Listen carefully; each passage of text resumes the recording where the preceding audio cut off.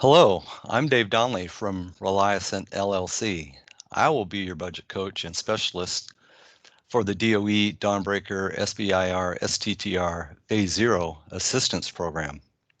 Depending on the number of program applicants we get this round, I may have colleagues from ReliAscent assisting you as well. So with that, let's get started.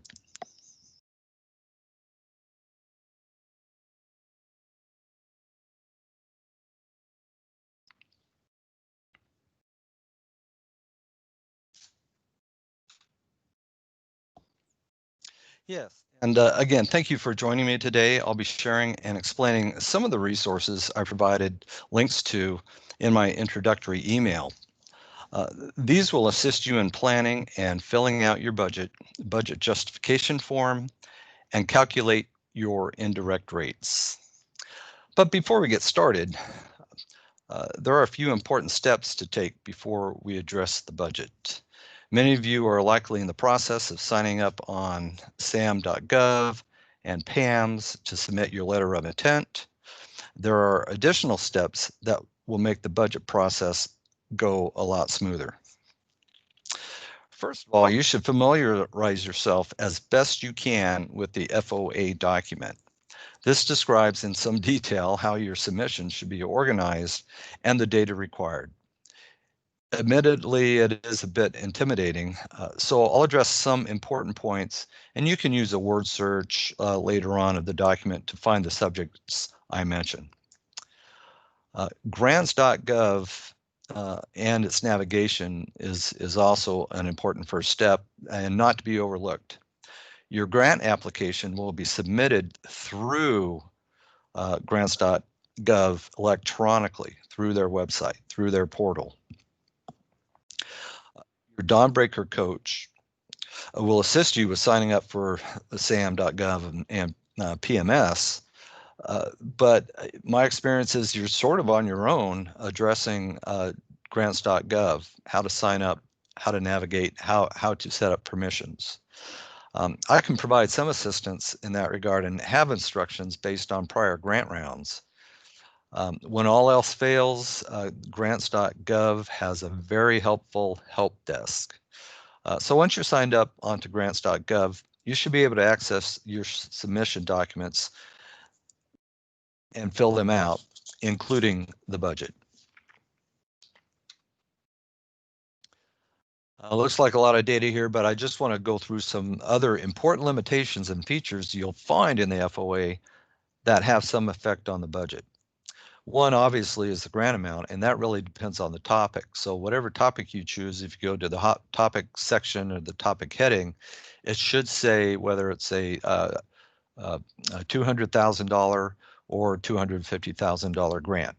So that's your grant limit, and you should always propose up to the limit. The PI, the principal investigator, has some limitations as to the minimum amount of hours they can dedicate to the project. There is a mandatory PI meeting in DC, and you can take one other person who's your commercialization specialist. Even though there may be virtual meetings set up instead due to the COVID-19 virus, the DOE still expects some travel budget just in case those restrictions get lifted. And bear in mind, you can use the travel budget. If it's not used to go to the PI meeting, it can be rededicated to some other cost for your project. Equipment is a very specialized area, and it's reserved for essentially capital expenditures, things you would normally buy and then depreciate, like heavy equipment or an oscilloscope or other apparatus that's over $5,000 per unit. Typically, the government expects you to buy that because the useful life of that would extend beyond the period of this grant. But in this case, they will consider purchasing it with grant funds with the proper justification. Just be aware that the government takes title to that piece of equipment, meaning they really own it and allowing you to use it. But at some point in time, they may relinquish those rights to you. So again, equipment is a very specialized area of cost. Use of 1099s and contractors, they're okay with that, but beware that there's some work share requirements, and I'll go into the work share in a couple sentences here. If you're an LLC, a single member LLC, or a member of an LLC, as far as compensation goes, I really haven't gotten a clear picture from DOE on whether guaranteed payments can be considered salary. I think the DOE's preference is we need people on W-2s to qualify as a quote-unquote employee. So you may have to talk to your tax advisor. You might need to be a subchapter S corporation. That way you can pay people on and the principal investigators and your LLC members as W-2 employees. Again, the work share requirements between SBIR and STTR are a little complex, but the DOE does have a level of effort LOE worksheet that they provide that becomes part of your submission. So it's important, if you do have subawardees or research institute collaborators, this work share is critical, understanding how that works. And we'll get into more of those details later. As far as salary goes, again, these are things you should know about before getting started. There are no limitations like you might find in an NIH SBIR or non-SBIR grant. Indirect rates, again, there are no limitations.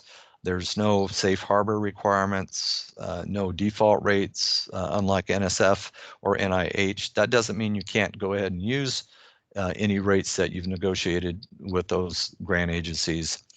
I'm just suggesting there's no such limitations with DOE. Commercialization assistance, you need to pay attention to that because that has a budget effect,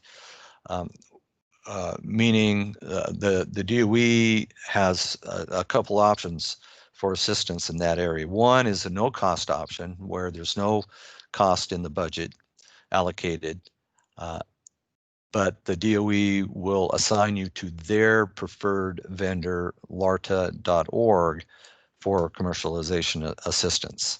If you'd like to go as a second option, use a third-party vendor, then you can budget $6,500 above your grant amount for that assistance. So that's something I'd like to know, sometime along when we're getting together with the budget. There's a nuance in difference between who are subawardees and who are vendors, commercial vendors. So that's a nuance you might not detect in the FOA, but it can have important distinctions when putting together your budget. My questionnaire that you get through my introductory email or link to from my email sorts out and teases out these things that I'd like to be aware of. So it's beneficial for me to know what path we're all taking with your budget.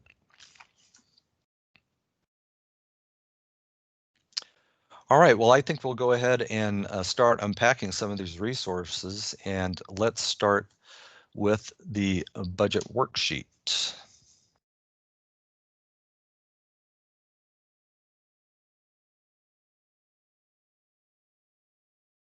So this is the budget worksheet that I've linked to in your email, and you can download it, rename it whatever you'd like, or you could keep it on where it's at. It's in the cloud somewhere, so we can collaborate on the cloud, however you want to do this. But let me go through these tabs real quick. And let's start with the Read Me First tab. Now I've put this together sort of as a planning calculator, as well as a way of demonstrating to those who are unfamiliar with this process where the grant funds will be allocated. And you'll find when we get into the budget, this is really just the budget flipped on its head. But I think it's useful to see, well, we're starting with the grant amount of, say, $200,000, and you could change that to 250 if you like, depending on your topic. But we start with the grant amount. That's the total grant amount you're going to get. Deduct from that, let's say 7%. At least that's the maximum that the DOE will allow as fee. Now, fee is interesting. It's unrestricted funds, meaning you can use this fee to subsidize either the project costs, subsidize your administrative costs. You could use it to buy equipment, or you can set it aside as profit. That it's unrestricted. But you know, I encourage you to take up to the maximum limit on fees. So if you take away 7% off the top, that leaves you with what's called the total cost of the grant. Now that total cost is split then between indirect cost and direct costs, and this is where indirect rates come into the picture. You choose an indirect rate for your organization, for your business, and really what that means is how much of the grant do you need to set aside to sustain the administrative costs for the life of the grant, whether it be 9 months or 12 months, right? So I've put in, just as a placeholder, 25%. I figure, you know, $3,000 a month is probably the bare minimum that a small business can endure in administrative costs. And bear in mind, those administrative costs include your time for admin, your time for other bid and proposal, putting together the phase 2 proposal, marketing and sales, you know, upgrading your technology, those type of tasks that you can't directly charge to the project. So after your indirect costs, that leaves your direct costs, those costs that now you can dedicate specifically for performing the grant. And it, you know, it's not very intuitive that, hey, I start off with $200,000, but I can only use $150,000 or so given these parameters to get the project done. But that's what grant proposals are all about. It's all about showing what your project costs are, showing what your indirect costs are, putting a fee on top of that, and getting to a final amount. Now, you are constrained in this phase 1 SBIR environment, and really in any SBIR environment, you're constrained by a maximum amount. So you always have to work towards that maximum amount. If you were in you know, other competitive procurements, then you could bid whatever you need, you think is competitive. But in this case, everybody gets 200K. So you know, what you're going to win on is not on cost competition. You're going to win on the technical merits of your grant. Okay, so I digressed a little bit. So with this model, we're getting to this figure of what can we afford as far as our direct costs, given the fee and their indirect costs we want to reserve. So there's our target. Now, what we need to do next is sort of block out those costs, estimate those costs that we'll need for the project. Labor is pretty easy to determine. I usually like to start with the other things I know that I'll need, whether it's equipment, travel, materials, consultants or your subawards. I would start there and then back into your labor to fill up what you need to get under your direct cost target. So again, this is just a handy little calculator. You may have your own tools to be able to size things, but this would be at least helpful if you're still starting out. Now you'll notice that there's an element here called fringe as a direct cost. Fringe is really a pricing convention used throughout academia. So you don't have to adopt this technique, but the technique says, I'll express a fringe rate as a final rate for my business. And so in doing so, it becomes an element of your project costs. So you'll have labor and then a percentage of your fringe, all your fringe costs coming over as a project cost. So we'll talk about a little bit about that more when we get into the budget. All right, let me look at my notes here. And I think I've covered everything on that tab. So let's go to the SF 424.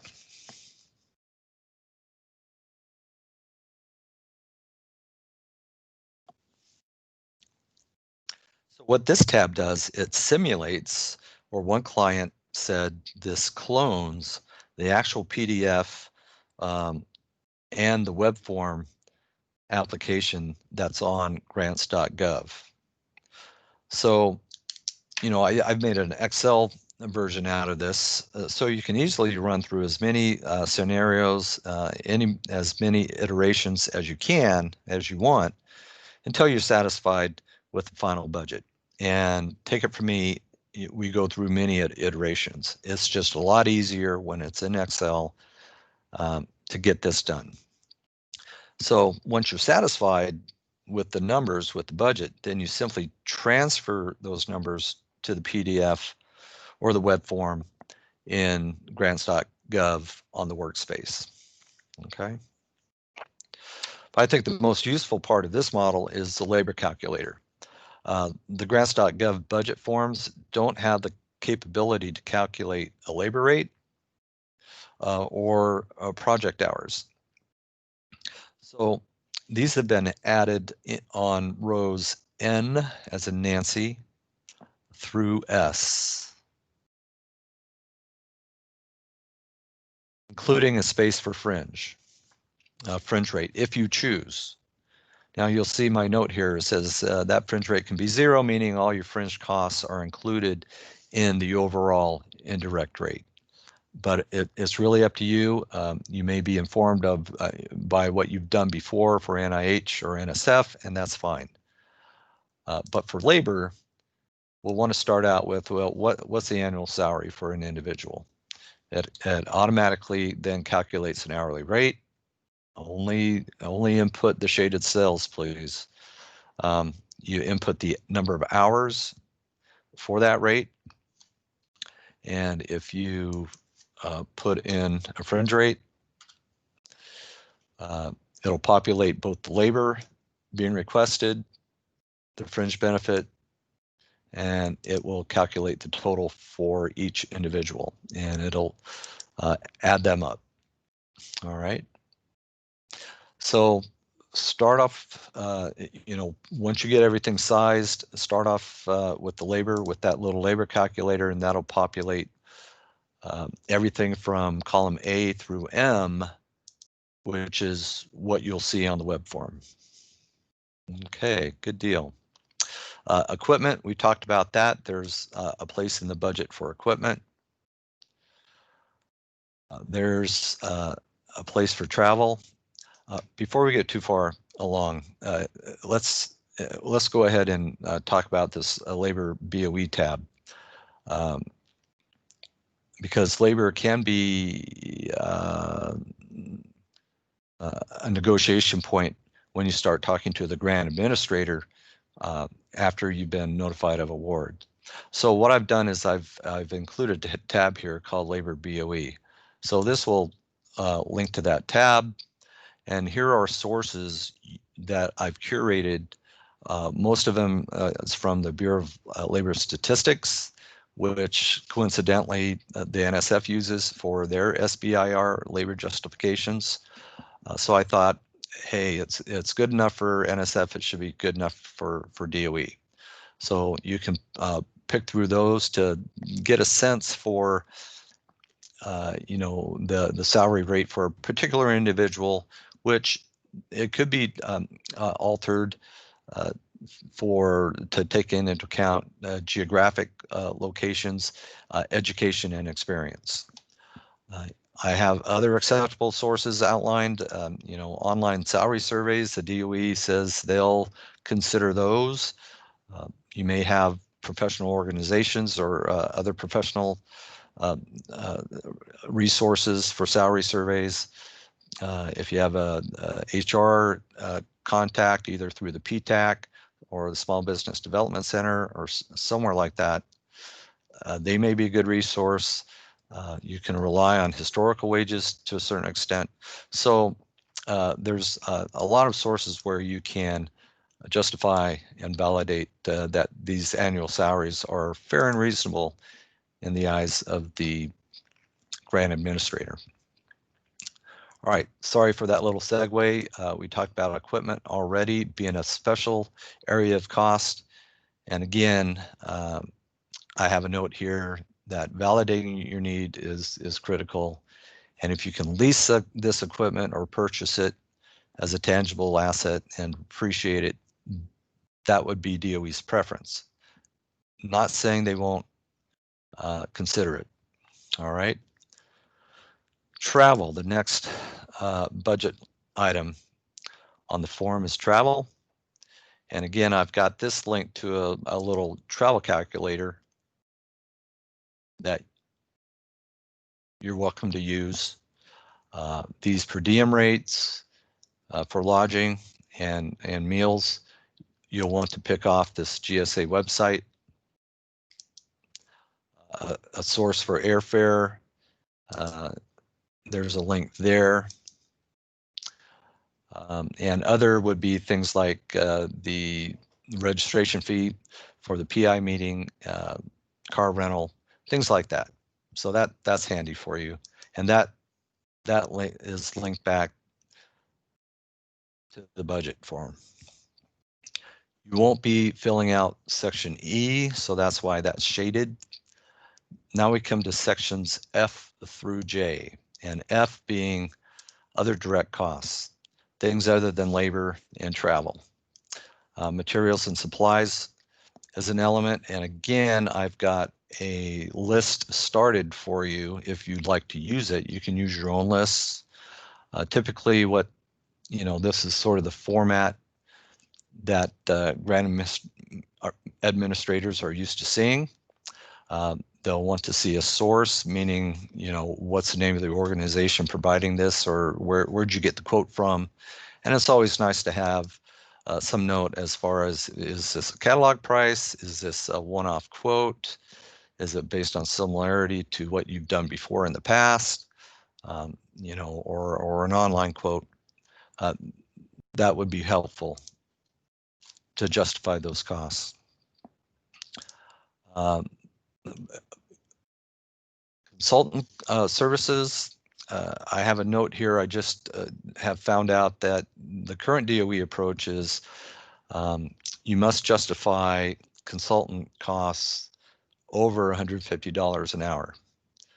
So it doesn't say that they won't accept it. They'll just need to have a little bit more justification for anything over $150 an hour. Subawards, again, there might be some nuances on what you want to call a subaward versus just folks providing you commercial services or providing materials and supplies. A subaward is really reserved for someone who's actually doing some of the research that's involved with the project. And I also have a spot reserved for consultant services for the commercialization vendor if you choose them as an option. All right, let me go down my list here. Yeah, let's ponder the subaward a little bit. You see I have also a link to a tab down here called sub budget. And if you do plan on having or doing either an STTR or having an SBIR with a subawardee, then you have to be aware of the work share requirements. So I've added a little calculator here to help me remember what those limitations are. And especially it gets complex when you're talking about submitting to both an SBIR and an STTR at the same time. And there's some advantages of doing that. You can talk to your Dawnbreaker coach about what those might be. So that gives you insight in, what your minimum budget is for you as a small business, sharing that with a sub-awardee or a number of sub-awardees, whether it's a $200,000 grant or a $250,000 grant. And let me just make sure I've got my math right. Yep. And so here's some narratives surrounding that. And word to the wise, a warning really. If you add consultants,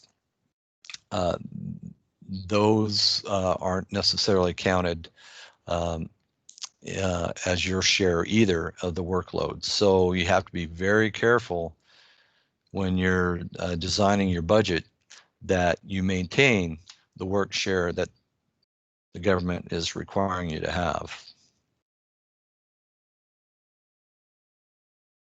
Let's continue on. So once those are really all the elements in your budget, your labor, equipment if needed, travel, other costs we've talked about, those all combine are your direct project costs. With that, then you select an indirect rate, you apply that indirect rate to your direct costs, that derives your indirect funds, the funds to be used to supplement or subsidize your indirect cost pool, your indirect costs, your administrative costs. All right, and usually the funds requested is derived by multiplying your indirect rate by all of your direct costs. Now, there are some exceptions and you don't have to do it that way. You could apply your indirect rate just to your labor, perhaps. That just means everything other than labor flows through without applying that G&A, and we call that a modified base. But I've structured the budget worksheet out of the box just to apply G&A to everything. If we want to change that, you'll have to let me know. If you have more than one indirect rate other than fringe, then you'll have to let me know, and I can modify this model very quickly, very easily to accommodate that. Then at the very end is where you would add your fee, again up to 7% maximum. Then that derives your total grant amount. We're a little bit under budget right now, so that would give me the opportunity to perhaps add some costs somewhere to get me up to my grant limit. As you're doing this, you want to check against the DOE's level of effort worksheet. And I better fix that link.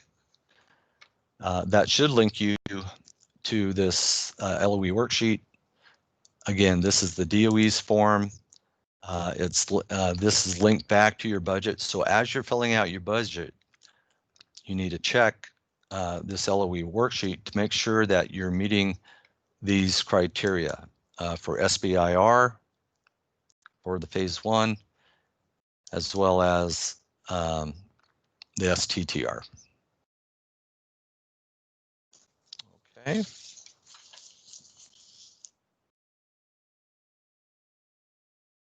All right.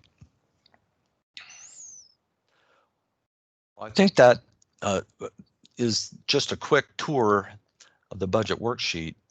Right now, what I'd like to show you is the budget justification form. So good news, bad news. Good news is you're done with the math problem. Bad news is now it's converted to an English assignment. So really, the budget justification form is designed to provide the details being asked for, especially for labor. These figures should reconcile with your budget. And this is a lot like if you've gone through the NSF or NIH process with SBIR, it's a lot like that. It's, in my opinion, it's a lot more organized. This form is a Word document. It simulates the DOE version, and it can be PDF'd and submitted with the application. You'll see there's a place for it on your budget to upload this. What I've done with this is include a number of text boxes, and that gives you some hints and as to the requirements, what they're looking for. It might give you some examples of the calculations. So as you go through, you can delete these text boxes as you fill out the form. I will definitely help you edit this form, but I'd always like my clients to at least take a first shot at it.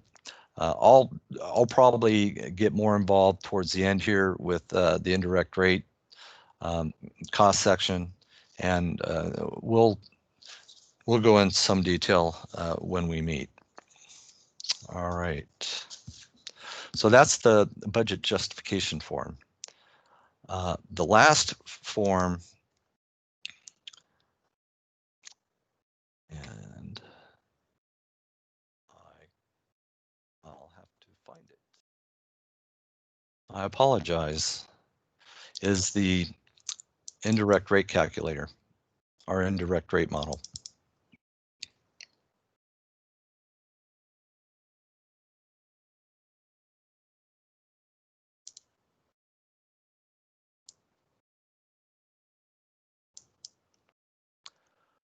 And it has a number of tabs.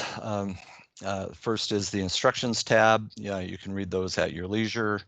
There's some basics I've put in here about how indirect rates operate and the citations behind why we're doing all the things we're doing, in case you have insomnia. But this is the indirect rate model I like to use to figure out your indirect rate. It all starts on this input tab, and bear in mind when you develop your indirect rates, it's supposed to be on a total, an annual fiscal year basis. So, and it should include all your jobs or all your production going through your organization, not just any grants or government contracts. If it's all organized under one roof, under one business, then you calculate your indirect rates with all your costs for that business for an annual period. So where we start is, again, with the labor calculator. Most folks will likely have fewer than 5 employees, but if we need to expand that, we can certainly do that if need be. But we'll start with labor. Again, calculating an hourly rate, laying in the hours, and as we lay in the hours, we populate into dollars. We'll identify the jobs, the projects, and their budgets, And then beyond the jobs are elements, what we call elements of indirect labor. There's engineering indirect, marketing and sales, admin, bid proposal, internally funded or independent research and development, and then paid time off. That's all your labor calculator here in your labor costs. So what we want to do is segregate all your project costs from your non-project costs, or what's called indirect expenses. So as you're filling out the labor, you'll also want to fill out your non-labor elements of each project, whether it be subcontracts, travel, consultants, materials, what have you. You'll fill those in. That all populates over here in column D for your total direct costs.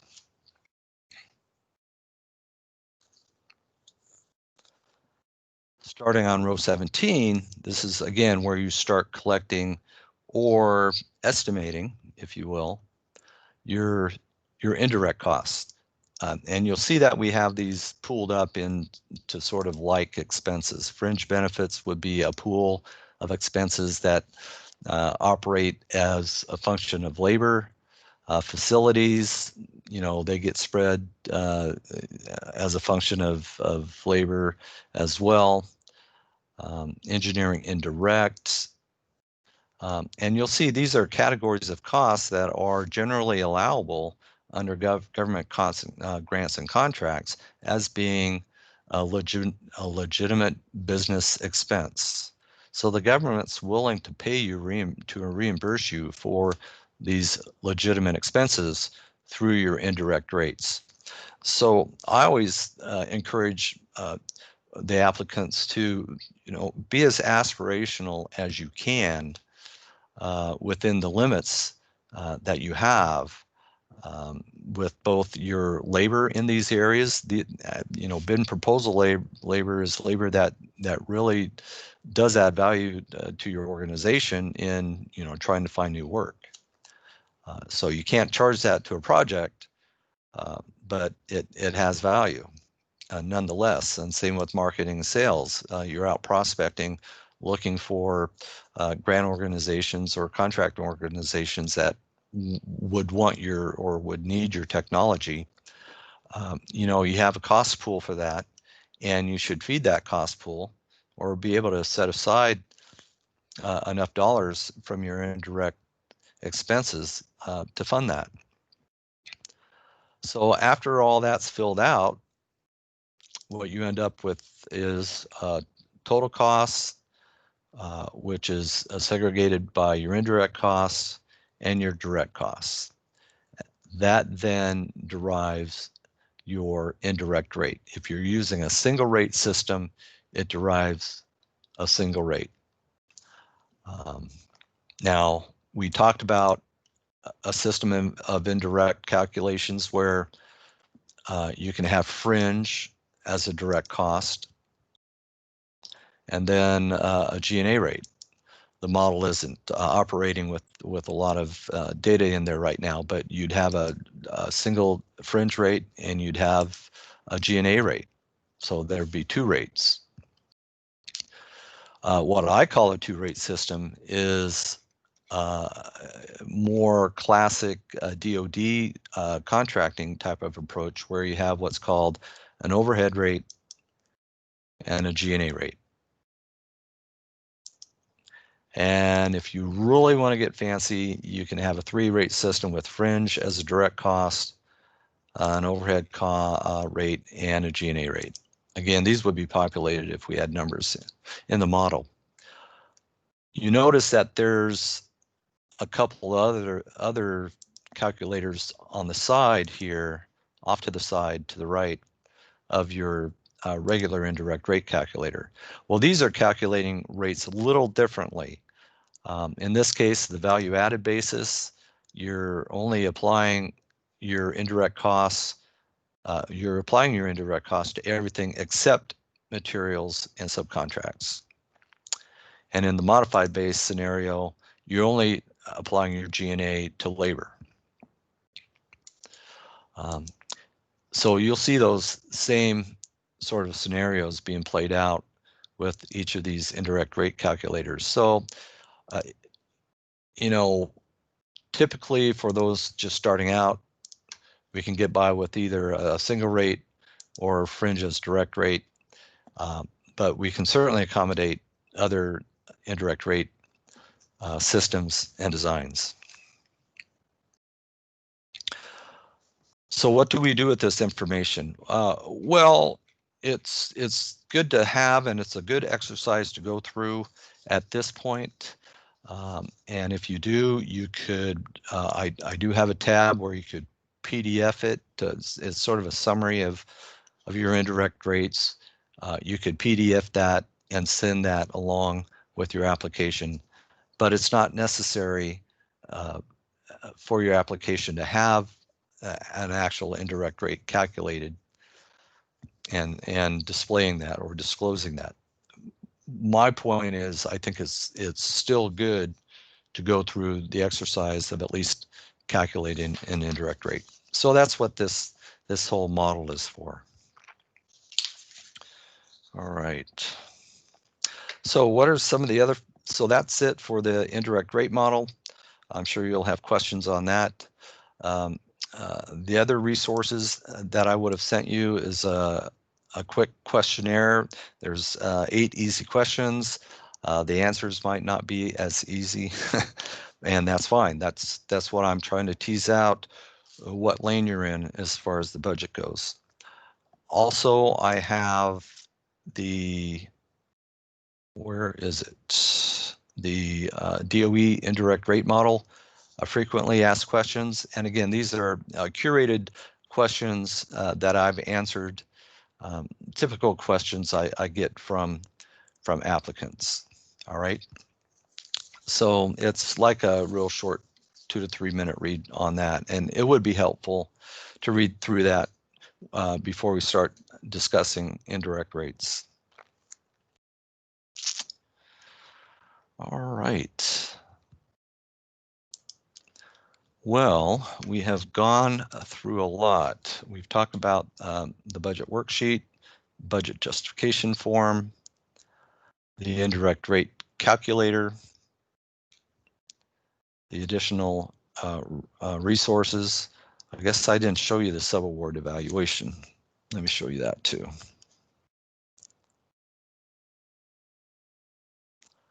You may or may not need this.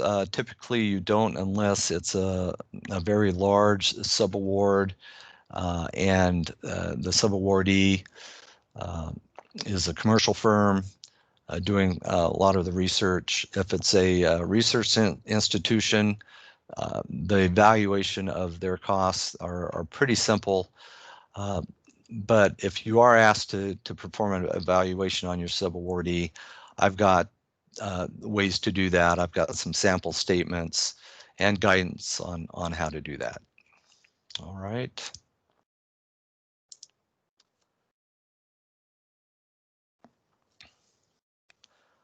So let's talk about our workflow and how we're going to work together. We can have an initial call if needed. You know, some applicants, after viewing this, they get a good sense of what's going on, or at least it could remind them of past experience, what's needed, or what's needed for this particular DOE application. But whether there's an initial call or not, and I would certainly encourage you to call me if you have any questions and want to get your bearings, but at least send me a budget. When you're done filling out a budget, send me a budget. I would encourage you to use a budget worksheet. And then also I'll be wanting to review your budget justification form. The indirect rate calculator is optional on who, you know, I'd be more than happy having you take a first cut at it.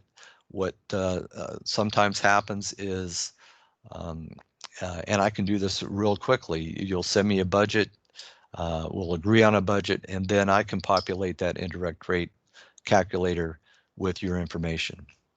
If you have an ongoing operation that's a little larger, I may ask you to fill that out initially, and then I can help with some of the nuances, and we can meet and discuss. So I'm available to meet by telephone. We can chat versus Teams or Zoom or however you want to do any sort of video chat, as well as email. I'll be supporting up to midnight Eastern Standard Time on the submittal date. I encourage you to add me as a participant in grants.gov on the workspace if you'd like. It allows me to make changes to the budget forms. It allows me to view the budget forms. There will be other nitpicky type of items that may or may not relate to the budget that, again, I've curated those answers over the years that I might be able to help you with. All right. So that brings us to common errors to avoid, just as reminders. Administrative costs, I see this from time to time, and you'll even see either in the FOA or the DOE does put out an SBIR guidebook. But putting accounting costs and legal costs, costs that are typically reserved for indirect activity or indirect pools, as part of your indirect rates, let's not put those in as project costs. Common material should not be in the equipment budget line. Again, that's equipment line is reserved for essentially capital expense equipment that you'd like the DOE to purchase on this particular grant. The labor could be either too high or too low. Now, I'm not opposed to high labor. I'm just suggesting that you'll probably have a harder time or be prepared for a lot of scrutiny from your grant administrator with high salaries. On the other end, if your salary is too low, you may be thinking you're giving the DOE and the government a bargain, but when you start when you phase 2 and you want to increase your salary, that initial low salary might be an impediment to getting the government to agree to such a large increase in your salary. So bear that in mind. Be reasonable and realistic about your salary. Sometimes I won't see any travel for the PI meeting or even the $250 registration. But a lot of people have offices work near DC, so they may not have a large travel budget, and that's fine. Not having any indirect rates shows me that there's not really an understanding of the financial background of grant and budgeting and the purpose and usefulness of having indirect rates. Everybody's going to propose an indirect rate.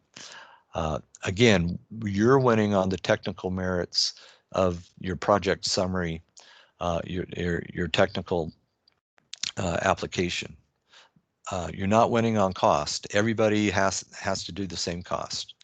So bear that in mind. Also, if you don't have a fee, to me, that tells the DOE, well, I know you want to incentivize me for participating in this SBIR program that you have, but never mind. Well, I think that sends the wrong message. I think you need to validate to the DOE that, yes, I thank you for allowing me to have fee. It does incentivize me to be part of your program. And then I see a lot of folks try to allocate subaward indirect costs into their budget, into their indirect budget. And bear in mind, any costs that aren't borne by you come in as a one-liner.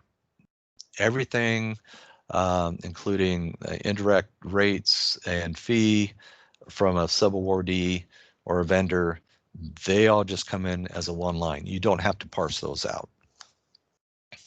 Okay. So we're getting close to the end. I encourage you to either call me or email me with your questions, and we'll get started in this process. I do have a quick word about post-submittal and what I call post-submittal submittal and award. Personal warranty, my personal warranty is my support continues beyond the submittal date. And I'm available without charge and within reason to assist with negotiations with the DOE should you get notified of award. So I'm more than happy to do that.